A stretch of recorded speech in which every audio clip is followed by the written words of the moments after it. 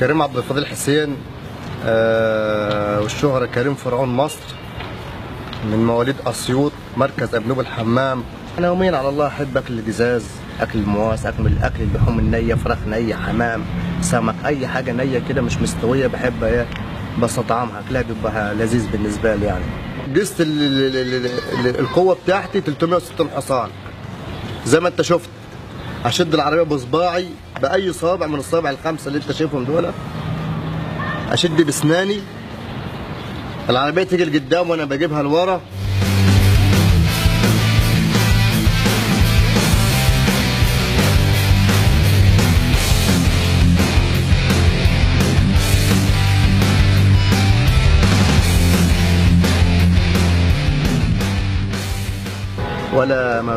ولا بدخن ولا بشرب ولا اي نوع من التدخين ولا اي نوع من البراشيم ولا اي نوع من الكيمياء، منشطات، كل ده ما باخدش اي حاجه خالص.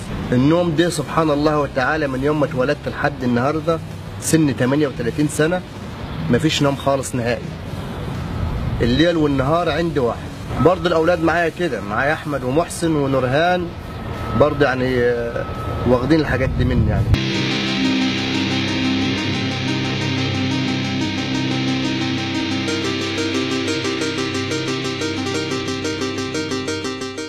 كل تجربه قاعد اعملها الاقي نفسي اللي انا ناجح فيها، اطلع ارمي نفسي من فوق، اشد عربيه نجل، العربيه نجل تنام عليا، بضرب نفسي بالسكين، اي حد يضربني بيصلح ابيض ما يفضل مفيش مشاكل.